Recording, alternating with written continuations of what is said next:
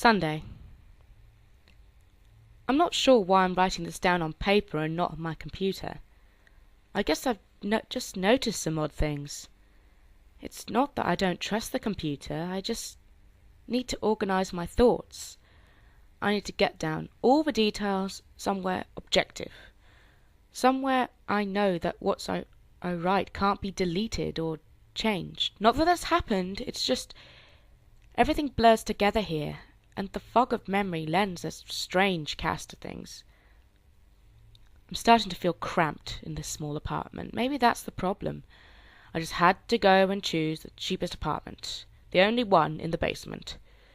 The lack of windows down here makes day and night seem to slip by seamlessly. I haven't been out in a few days because I've been working on this programming project so intensively. I suppose I just wanted to get it done. Hours of sitting and staring at a monitor can make anyone feel strange, I know. But I don't think that's it. I'm not sure when I first started to feel like something was odd. I can't even define what it is. Maybe I just haven't talked to anyone in a while. That's the first thing that crept up on me. Everyone I normally talk to online when I program has been idle, or they simply not logged on at all. My instant messages go unanswered. The last email I got from anybody was a friend saying he'd talk to me when he got back from the store. And that was yesterday. I'd call with my cell phone, but the reception's terrible down here. Yeah, that's it. I just need to call someone. I'm going to go outside. Well, that didn't work so well. As the tingle of fear fades, I'm feeling a little ridiculous for being scared at all. I looked in the mirror before I went out, but I didn't shave the 2-day stubble I've grown. I figured I was just going to go out for a quick cell phone call. I did change my shirt, though, because it was lunchtime, and I'd guessed that I'd run into at least one person I knew. That didn't end up happening. I wish it did. When I went out, I opened the door to my small apartment slowly. A small feeling of apprehension had somehow lodged itself in me for some indefinable reason. I chalked it up to having not spoken to anyone but myself for a day or two. I peered down the dingy grey hallway, made dingier by the fact that it was a basement hallway. On one end, a large metal door led to the building's furnace room. It was locked, of course. 2 dreary soda machines stood by it. I bought a soda from one the first day I moved in, but it had a 2-year-old expiration date. I'm fairly sure that no one knows these machines are even down here, or my cheap landlady just doesn't care to get them restocked. I closed my door softly and walked the other direction, taking care to not make a sound. I have no idea why I chose to do that, but it was fun giving in to the strange impulse not to break the droning hum of the soda machines, at least for the moment. I got to the stairwell and took the stairs up to the building's front door. I looked through the heavy door's small square window and received quite the shock. It was definitely not lunchtime. City gloom hung over the dark street outside, and the traffic lights at the intersection in the distance blinked yellow. Dim clouds, purple and black from the glow of the city, hung overhead. Nothing moved, save the few sidewalk trees that shifted in the wind. I remember shivering, though I wasn't cold. Maybe it was the wind outside. I could vaguely hear it through the heavy metal door, and I knew it was that unique kind of late-night wind, the kind that was constant, cold, and quiet, save for the rhythmic music it made as it passed through the countless unseen tree leaves. I decided not to go outside. Instead, I lifted my cell phone to the door's little window and checked the signal meter, and I smiled. Time to hear someone else's voice, I remember thinking, relieved. It was such a strange thing, to be afraid of nothing. I shook my head, laughing at myself silently. I hit speed dial for my best friend Amy's number. I held the phone up to my ear. It rang once, then it stopped. Nothing happened. I listened to silence for a good 20 seconds, then hung up. I frowned and looked at the signal meter again. still full. I went to dial her number again, but then my phone rang in my hand, startling me. I put it up to my ear. "Hello?" I asked, immediately fighting down a small shock of hearing the first spoken voice in days, even if it was my own. I had gotten used to the droning hum of the building's inner workings, my computer, and the soda machines in the hallway. There was no response to my greeting at first, but then, finally, a voice came.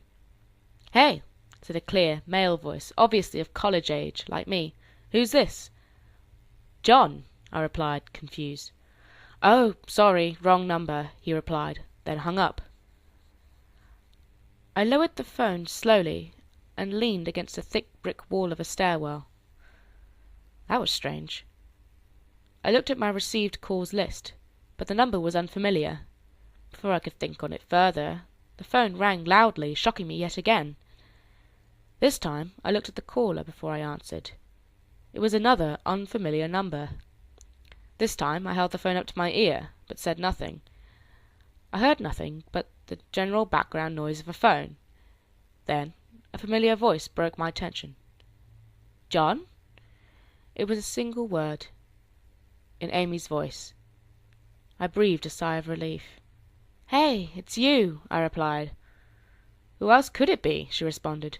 "Oh, the number. I'm at a party on 7th Street, and my phone died just as you called me. This is someone else's phone, obviously." "Oh, okay," I said. "Where are you?" she asked. My eyes glanced over the drab, whitewashed cylinder block walls and the heavy metal door, and with its small window. "At my building," I sighed, just feeling cooped up. I didn't realize it was so late. "You should come here," she said, laughing. "Nah, I don't feel like looking for some strange place by myself in the middle of the night," I said, looking out the window of a silent, windy street that secretly scared me just a tiny bit. "I think I'm just going to keep working or go to bed." "Nonsense," she replied. "I can come get you. Your building is close to 7th Street, right?" "How drunk are you?" I asked out light-heartedly. "You know where I live." "Oh, of course," she said abruptly. "I guess I can't get there by walking, huh?" "You could, if you wanted to waste half an hour," I told her. "Right," she said. "Okay, have to go. Good luck with your work." I lowered the phone once more, looking at the numbers flash as the call ended. Then the droning silence suddenly reasserted itself in my ears. The 2 phone calls in the eerie street outside just drove home my aloneness in this empty stairwell. Perhaps from having seen too many scary movies.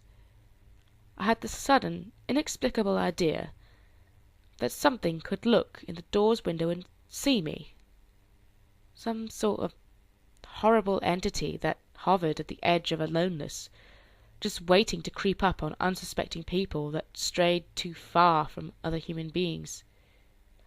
I knew the fear was irrational, but nobody else was around, so I jumped down the stairs, ran down the hallway to my room, and closed the door as swiftly as I could, while still staying silent. Like I said, I feel a little ridiculous by being scared of nothing, but the fear has already faded. Like I said, writing this down helps a lot. It makes me realize that nothing is wrong. It filters out half-formed thoughts and fears and leaves only cold hard facts. It's late. I got a call from a wrong number, and Amy's phone died, so she called me back from another number. Nothing strange is happening. Still, there was something a little off about that conversation. I know, it could have just been the alcohol she'd had. Or was it even her that seemed off at me? Or was it... Yes, that was it. I didn't realize it until this moment, writing these things down. I knew writing things down would help. She said she was at a party, but I only heard silence in the background. Of course, that doesn't mean anything in particular, as she could have just gone outside to make the call. No, that couldn't be it either. I didn't hear the wind. I need to see if the wind is still blowing.